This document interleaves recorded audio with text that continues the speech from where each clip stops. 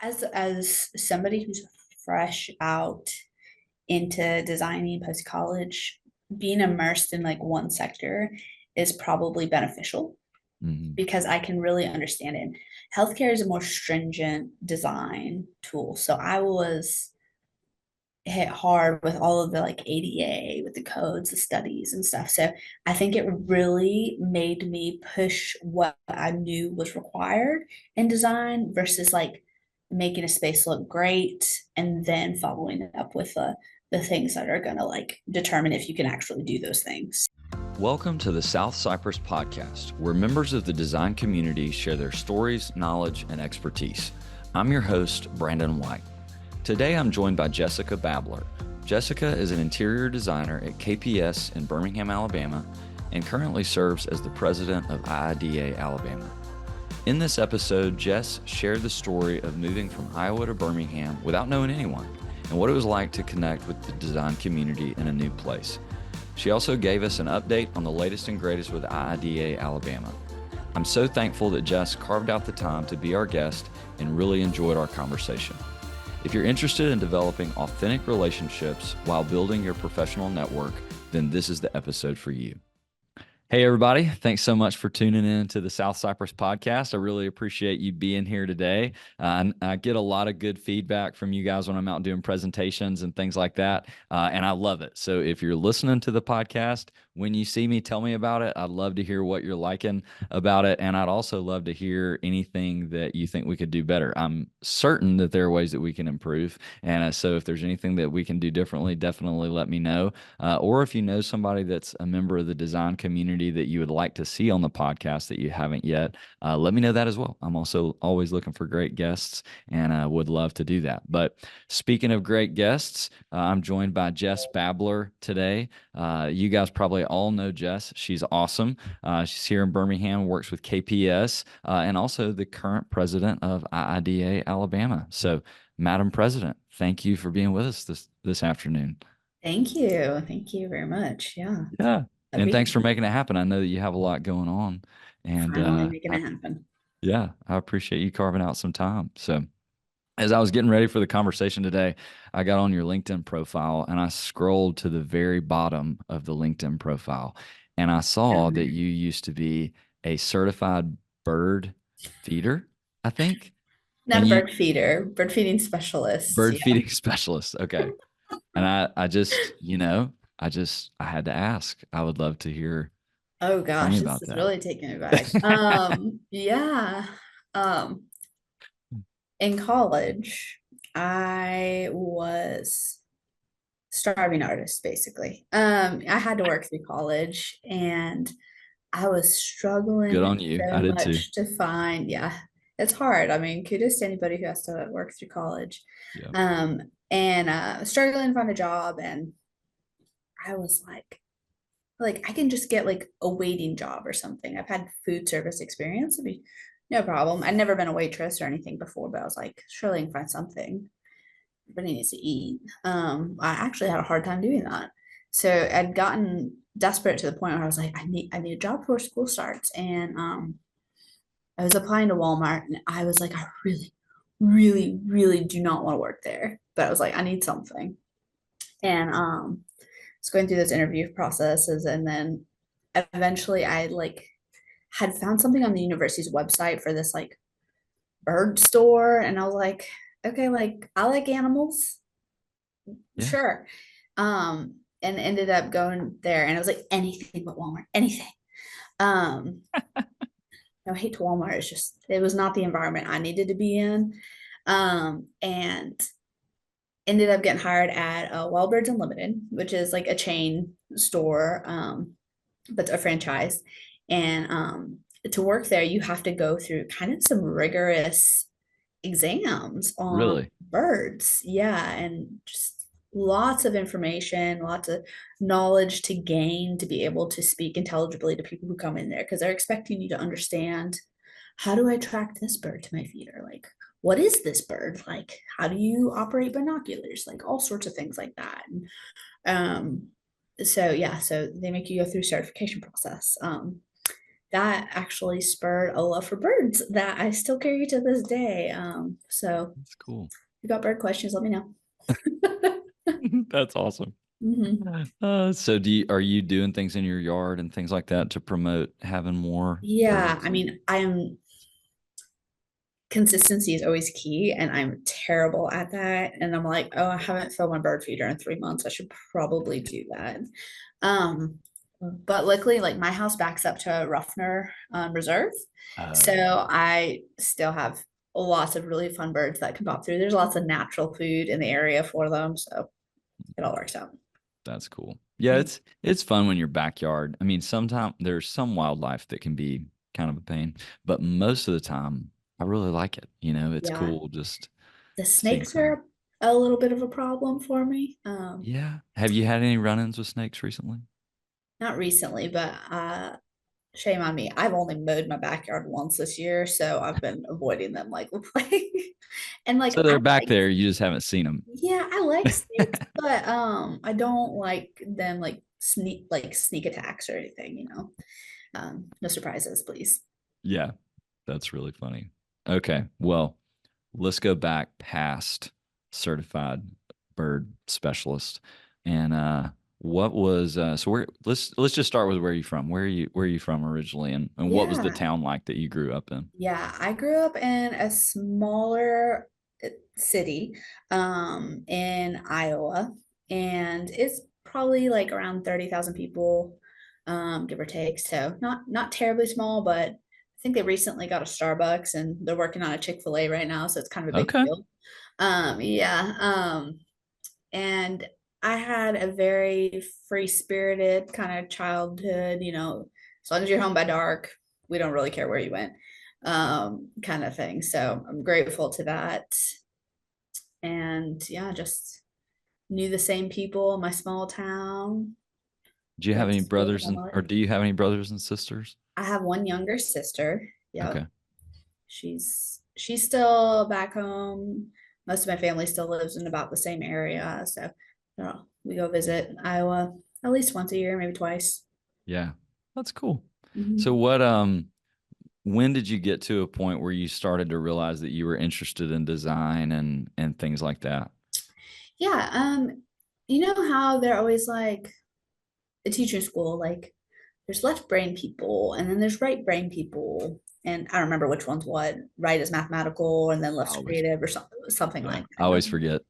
Yeah, I was like, but I do good at both. And I was really confused as like, am I having an identity crisis as a child trying to figure it out? And um, I remember I took like a CAD class in like middle school, which really meant they had CAD on a computer and people could just like play around with it for a minute. There's nothing really to be done with that. But I found it very interesting and just always kind of liked understanding the why and how things were done.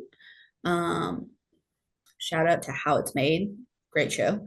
Yep. And so I was like, as I progressed in school, I was like, loved watching Quintessential, right? I loved watching HGTV and seeing how people would like solve the problems that were there, and then developed a love for geometry as I got older. And again, just continuing being invested in the arts. And really found that like interior design was what kind of bridged the gap between like my two strengths. Um, and I always found that I loved helping people. That was something that was really important to me. Volunteered quite a bit when I was younger, and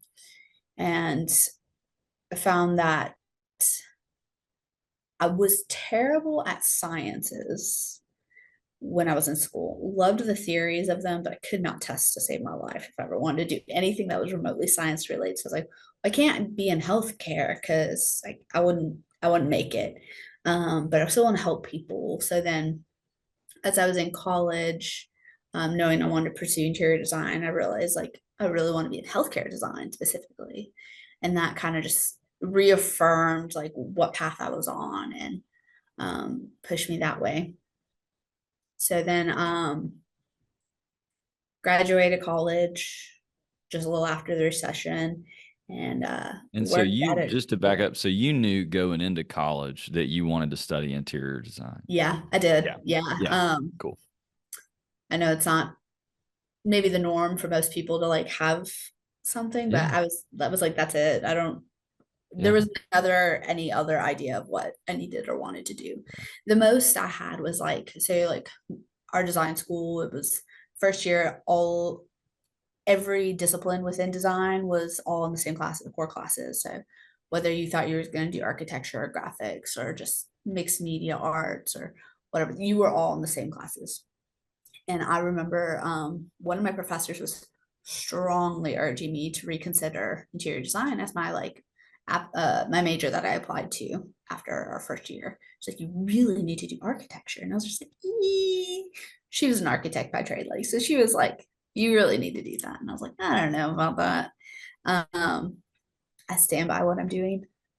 I don't know who wants to do door schedules all day. Like, Yeah, in that moment when she was trying to push you towards that, what were the things that made you think, no, I'm gonna stick with the interior design side of things?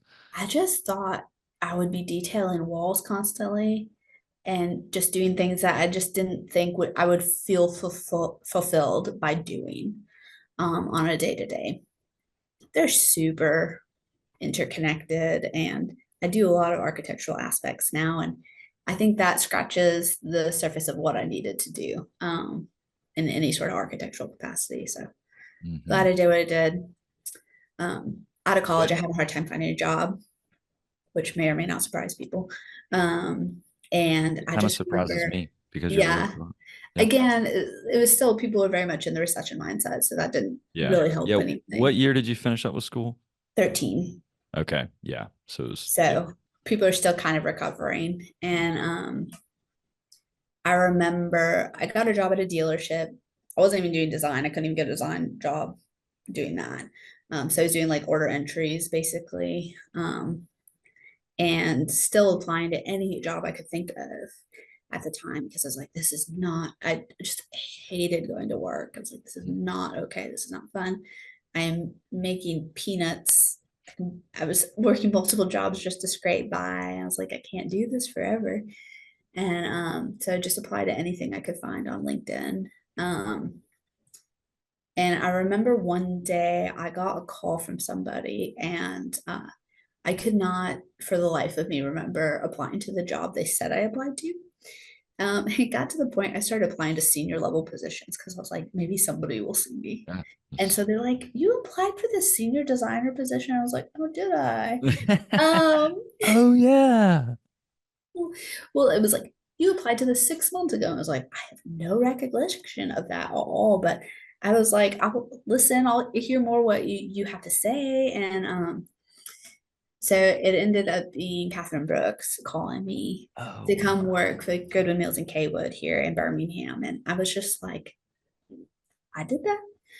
She's like, I know you applied for the senior position. That's not where we see you, but we need more help. So Yeah. an entry level position would be great. And I was like, yeah, anything. Yeah. So you and Um, Catherine go way back, even way before back. KPS then. Yeah. Yeah, that's cool. I didn't know that. Yeah. And 2 weeks later, my boyfriend at the time, now husband, moved to Birmingham. I started the job. So it was really quick. Because I talked to the company I was at and I was like, is there any potential for me to grow here, to get into other parts? And they were very straightforward. They're like, no, not really. And I was like, all right, then I'm not going to waste my time here either.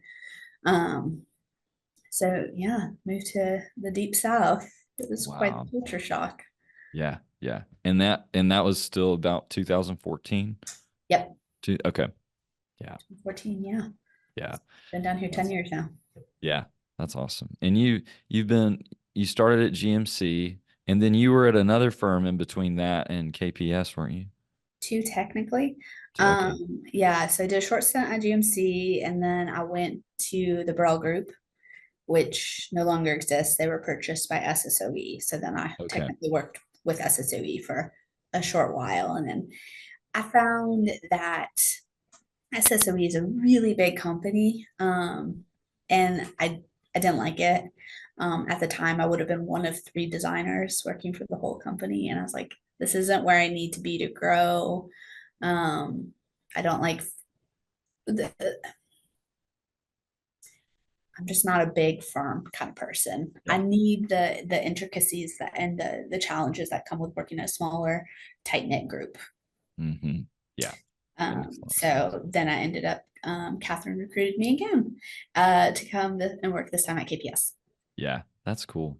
And throughout your whole career, have you been pretty focused on healthcare design? I mean, I know you've done a lot of different stuff, Mhm. but has that been the kind of the main focus of the projects you've done? Yeah, I would say at this point it's probably like 50-50-ish. Yeah. The first three companies I worked at were solely healthcare. Okay.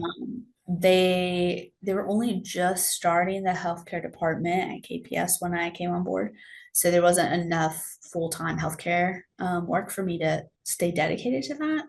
Yeah. So they're like, you're really probably gonna have to do a little bit of other stuff, and I was like, other stuff.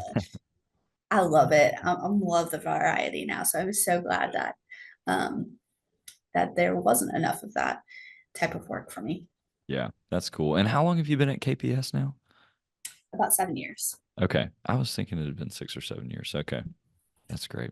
Yeah, and I mean, it seems like there's there's certainly value in diving really deep into just one thing, but there's also a lot of value in being exposed to a lot of different things. You I know? think, yeah, as somebody who's fresh out into designing post college, being immersed in like one sector is probably beneficial Hmm. because I can really understand it. Healthcare is a more stringent design tool. So I was hit hard with all of the like ADA, with the codes, the studies and stuff. So I think it really made me push what I knew was required in design versus like making a space look great and then following it up with the things that are going to like determine if you can actually do those things. So it gave me the form follows function mentality, which was um, is something that was very strongly encouraged and really demanded as part of my education Mm. in design. Yeah, that's cool. Yeah, I was just talking about the stringent nature of healthcare design. I was listening. I think it was on the episode with Faith on from Pool and Company on the All In Design. Shout out IIDA Alabama All In Design podcast. Check that out. If you Great like this one, you'll podcast like that too. one. Yeah. They're both great. You've been on that one as well. You're an old hand at this now. Um, but I think she said that healthcare design is it's like you take your stack of code regulations and then you just put a whole nother stack of regulations on top of that. Yep. And that's healthcare design. And Yep. so I thought that was Exactly. yeah. But I mean, from my experience working with y'all that do a lot of it, that's I mean, it seems like that's how it is. That's And true. it That's true. and it really does require. You said you were both brained, but it's true. Like you've got to have that left brain and right brain skill set to make it work. You And I definitely. think that's true for a lot of different aspects of design, but it's just really just easy to see in the healthcare side of things. So Mhm. yeah, that's cool. Well, we've talked a little bit about some of the different firms that you've worked with and things like that. I know that another big focus for you has been being involved with IIDA and other industry organizations. When did you kind of get started with some of that stuff and what was that like for you? Yeah. In some form and capacities, almost as soon as I moved to Birmingham, really. Um, I moved Where down did you here. start? Yeah. Well, when I moved down here, I knew nobody. So I had to figure out a way to meet people for my own sanity, let alone just like professional networking. I was like, I just need friends. Like need Yeah. somebody to talk to besides my cat and my boyfriend at the time.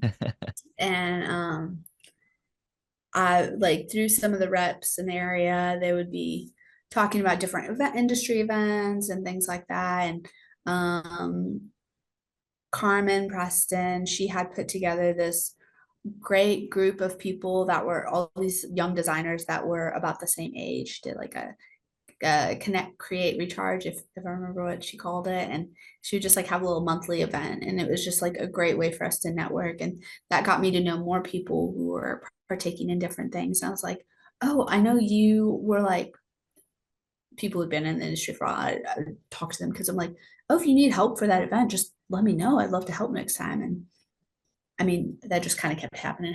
Once people know that you're willing to help on anything, they'll pull you into it. So before I knew it, people were like, "You really should consider joining the IIDA board to fill what they called at the time young professionals role, liaison." And I was like, I don't know at this time. I mean, moving to Birmingham was only supposed to be a temporary thing for us, just so I could get some experience. And I was like, well, we can move wherever we want to. And so, as you can see, 2 years turned into 10. I haven't moved on, which is great for me. Yeah. And they're like, it's fine. You're like, you just stay while you can. If you're here, you can do something. I was like, okay, I loved it. And it was just since then, as the more I knew, the more I kind of grew into doing these different roles and getting involved in IIDA, which then led me to being on some of the committee planning for Night at the Races for AIDC. And so then I was kind of been active in both Yeah. since then. Yeah, that's cool. So if you can, I know it's been a while, but just thinking back to before you had really gotten connected, before you really knew anybody, and maybe it was Carmen invited you to that event or somebody did, what did it feel like when you didn't know anybody and you were considering going to one of those events and meeting people? Like, Yeah, it was definitely nerve-wracking. A little bit, but one of my like personal philosophies for myself is if I'm not uncomfortable, I'm not pushing myself and I'm not learning. And to me, continuing to learn is so important. I just, what are you getting out of life is kind of how I feel if I'm not pushing myself to continue to develop in some form or fashion. So I mean, I admit it, I would probably kind of cling a little bit to the few people I did get to know and um, other great reps. I would hang out with like Mark or Aaron Griffo a little bit at events, and they were great at kind of getting me used to people and introducing me to more people in the area. And before I knew it, I was talking to everybody. Like, who are you? Like, hey, uh uh, yeah, you're not the new person anymore. There's I'm other not. people. Now I'm like, who are these Yeah. people in a different Uh-huh. way? Yeah. Uh-huh. Yeah. Yeah. No, I wanted to I appreciate you sharing that though, that it was kind of nerve-wracking because I know that, you know, for all of us, you have to start somewhere when it comes to developing a network and connecting with community. And it's easy to see somebody like you that's been doing this for a long time. You're the president of IIDA Alabama now. You're established in your career. You're doing great. You're the one that knows everybody in the room except the new people. And I think it's easy as a new person to think that that just happened out of thin air or something and not realize that, yeah, It you takes moved work.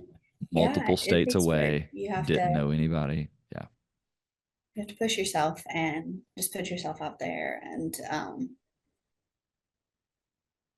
don't be afraid to introduce yourself. hmm Yeah.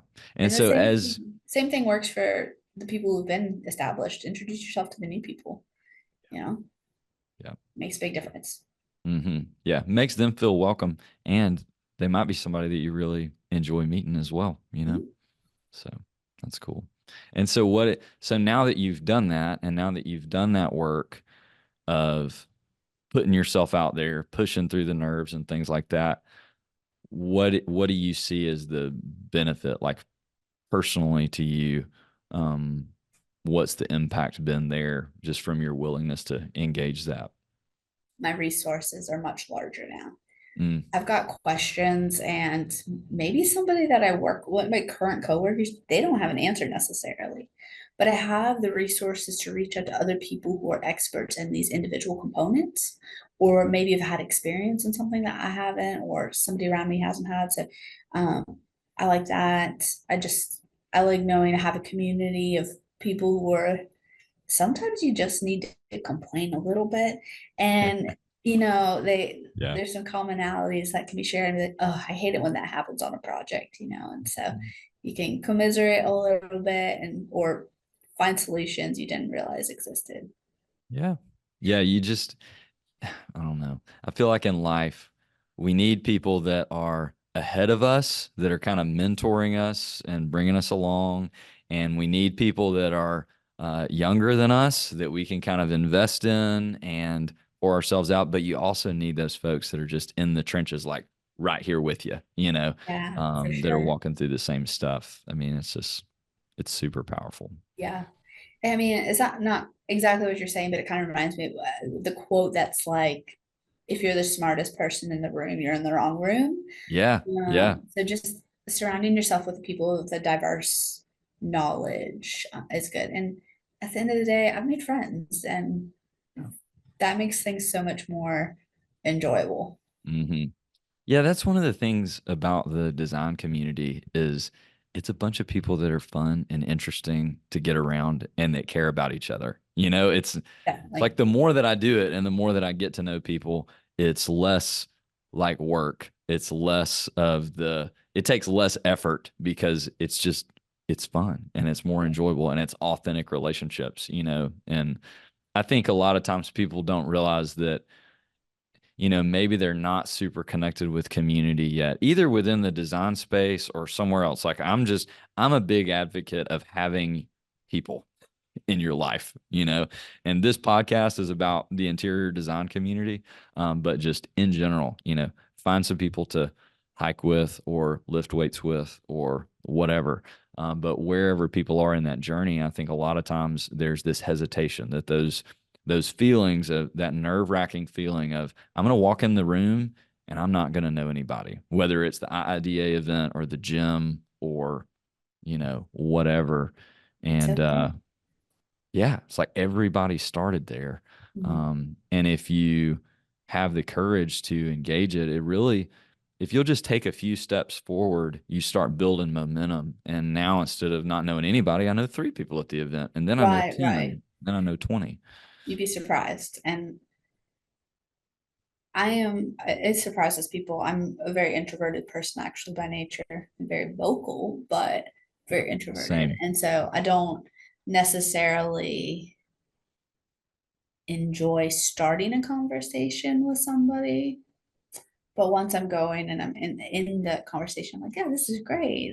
This is fun. And yeah, I don't know. It just Yeah. helps.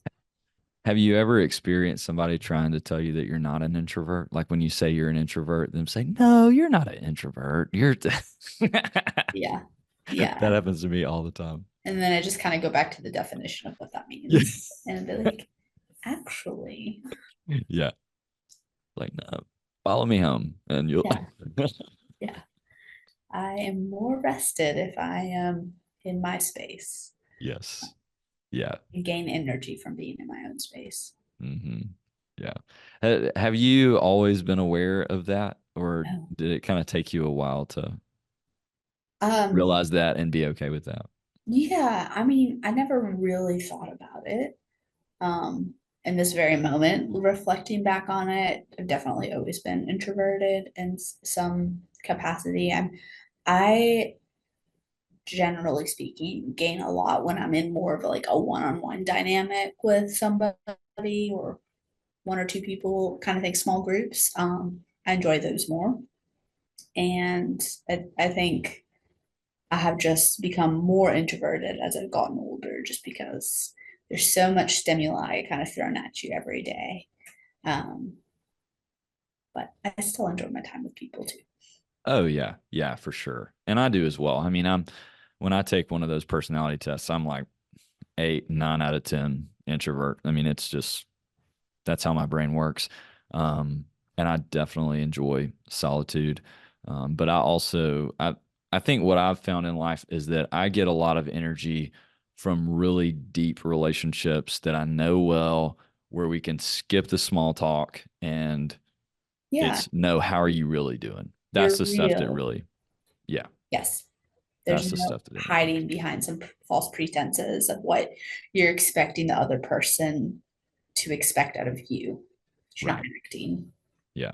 And I think as I grow, I'm learning that, okay, if I like that sort of relationship, that takes work, that it has to start somewhere. And so if I want to have relationships like that, I have to make the investment to do that. And And I would say a majority of my friends, just speaking from a friendship side of things, majority of my friends don't live in the South at all. mm, Um, they're all over the country. And so you have to be super intentional right. with those relationships. So Mm, yeah.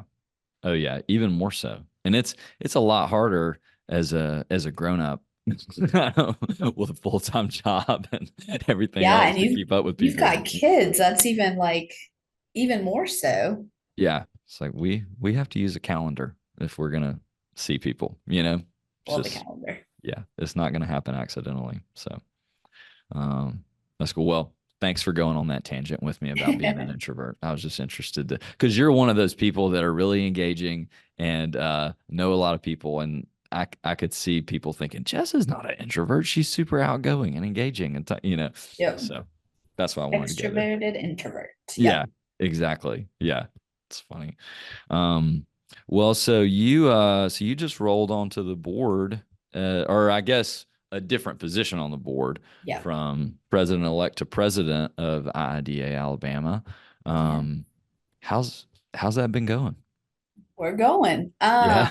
It's been good. I would say it's a change in title only, really. The way that our board operates is there's three presidential type roles. You've got your president-elect, president, and then past president. And between the three people that hold those roles, you really work as a team to guide the board and any sort of communication that needs to happen between the IIDA headquarters and our board to our members. And so it's just something that it's a team effort. Yeah. Yeah. That's great. What's going on with IIDA here recently or coming up in the next year that you're most excited about? Like what's giving you the most energy from all that Goodness. stuff? I know there's Yeah, a lot, but there's a lot. So we've had like a couple months of downtime, which is really just like we haven't had a lot of events. Since we're summertime. yeah, it's hard to do stuff in the summer. So we're very event driven industry for this organization. So coming up in a couple weeks, we've got the healthcare symposium, and that's in collaboration with the AIA Birmingham. So very excited about that. It's a great event. Yeah, so if people haven't registered, I hope they'll come and see it. And then we've got this next month, on September 20th, we are doing a whole new event. We had been awarded a Catalyst grant for this event. So that was just something that we, after applying for, we won this grant to try to give based off of apply to this grant with headquarters. We got the grant. We're going to do a professional development symposium. And so we already plan a lot of CEUs for our members and non-members if they want to come to those. But what we don't get a chance to focus on are the other aspects of professional development that go into almost any job in any industry, but your soft skills, how do you talk to people? How do you present to people? What is new in technology that is relevant for our industry? All sorts of different topics. That how do you do say you've got employees that work with you, how do you help them bridge their relationships so you're working in a healthy environment, anything that you need to do just to do some like general business management. um while we don't get credits for those for state registration or IIDA necessarily, we felt that it was incredibly important to bring to our members. So we will be doing that September 20th, I think. Registration should hopefully open soon. Um, and I know we'll start probably reaching out to some sponsors for that as well. But we'll have three different components. We'll have like a panelist session. we'll have one of our board members is going to speak about, I'm not sure if I should be talking about exactly what the topics are yet. So But this episode probably won't come out. So we're recording it yeah, on August the 9th. It'll probably be later August, maybe even early September before it comes perfect. out. So if Yeah, that changes that what we does. can talk Okay. about. So we've got one segment that's going to be about AI and how we can use AI to benefit us as designers. One of our board It's members, huge. she likes to use AI to create her own images for inspiration, as Wow. opposed to, I know a lot of people like pull from the internet, they pull from Pinterest or things like that. So I thought that was really interesting. And so just how she can use different software for that. Not necessarily getting into any discussions regarding like AI taking over jobs, nothing like that. Right. But how it can be a tool for us. And then we've also got one of my friends that I go to the gym with. Her name's Gail Lance, and she has her own business called Work Matters, based out of Birmingham. But she goes to all of these CEOs all over the country, big Fortune 500 companies, you name it, and presents to them to teach their CEOs and upper management how to behave, how they can get their employees to do not, that sounds manipulative, how to like how they can change themselves, how they can operate so that they're providing a better work environment for their employees and Okay. build themselves up. She's got a great podcast too, called Work Matters. Highly recommend people listen to It's it. cool. uh, Yeah. it's really cool, and she's full of ideas, so she's going to come speak to us for a portion of it. um, and I'll then link her podcast in the please show do, notes. yeah. And I will also link the registration for the summit on the September 20th as well. So if you're listening and you want to get some more info, should be some links. That would be great. And then last thing is, I think we're going to have a for it's kind of first come first serve, but we'll have some headshot availability for people who need to get their professional shots done. Yeah. Okay. Cool. Speaking of AI and headshots, have you seen any of the AI headshots? No, That, so should Tim I? O'Brien turned me on to this that works with Interspace. Uh-huh. Um, and I looked it up, and you can literally, you basically upload just pictures that you would have on Facebook or Instagram or whatever, and there are these AI programs that will make a professional headshot for you from that, Okay. and it's spooky. I don't know what Spooky it's good, called. spooky bad. Spooky good. I mean, it's Okay. yeah, yeah. I Not mean, there's like cringy. no, it's not Like nothing cringy. to I do mean, that. there a couple of them that I saw, they looked pretty edited, you know, Okay. Okay. Fair, but fair. still, I mean, I mean, a year from now, I Yeah. can't imagine how good they'll be, you know. But Yeah. it's crazy what AI can do now that I mean, And my yeah, AI yeah, is such I a guess hot topic. I know. So in a couple of weeks, we'll have the healthcare symposium, and a lot of that will be discussed around AI as well. Um, as we've been doing some research in this, we're like, the question's always like, well, AI is going to take our jobs. But have you seen those videos where they try to like get, I saw one and it was like ballerinas dancing, and it was like an AI generated like video of it. But yeah, like it's super glitchy and twitchy, and the wow. ballerina has like three legs and doing Yeah. it's We're not there something yet. out of a horror movie. Yeah. So I was like, and then I saw, what was it? I saw it was a great quote.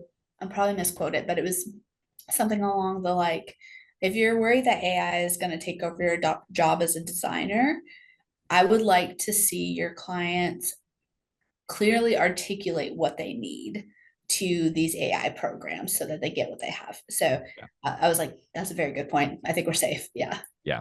Yeah. I mean, I don't know. So, and I think this is true whether you're on the rep side of things or the design side of things, but so much of what we do in this space is just ask really good questions, you know? And that's something that I haven't seen. Um, I don't know. I haven't seen AI be able to do that No. really well yet. And read between the lines. Like it would take it Yes. far too literally. And I don't know. Yeah. Yeah. Yeah, it's helpful though, and it's gotten a lot better. I've tested it out with some nerdy flooring questions a lot. Oh, Hey, what okay. should you do here? What should you do there? And I think it's kind of how you can ask it legal questions and things like that, but you still want to run it past an attorney. But I would say if you have an installation question or something like that, Chat GPT can actually give you some pretty good information. But I would just I'm just gonna clear. call you. Yeah, that's great. Just call me. But for those that don't want to talk to me, Chat GPT is actually pretty helpful in some And of that then call stuff. Brandon. Yeah, and then call me just to make sure that it's right. Yeah, So I've seen some.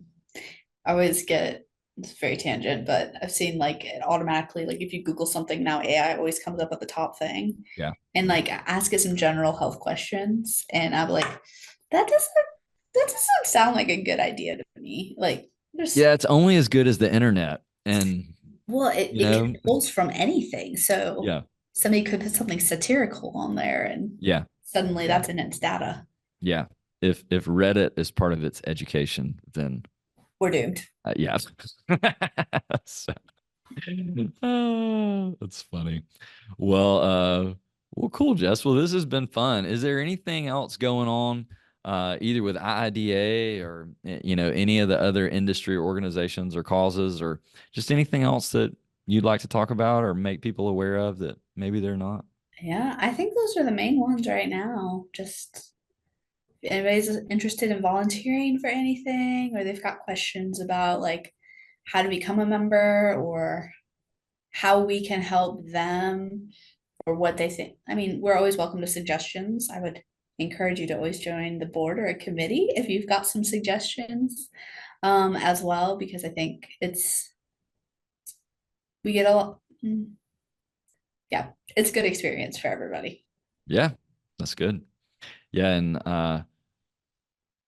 yeah, it's one thing to have an opinion about how things should be done. It's another thing to jump in there and try to actually make some changes.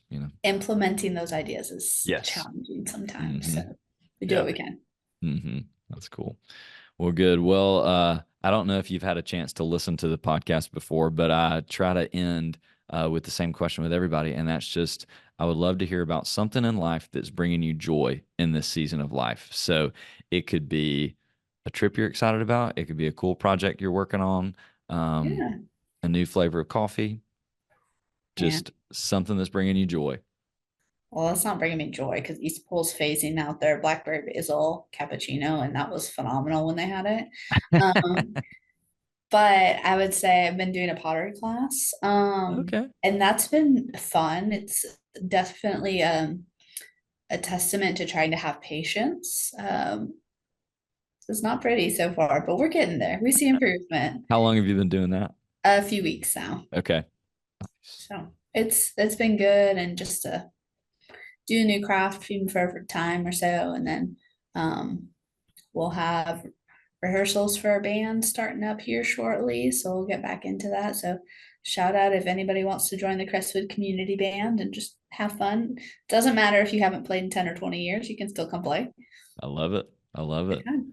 Is there a website or something where people could learn more about that if they want to? Yeah, there's a website. I think it's crestwoodcommunityband.org.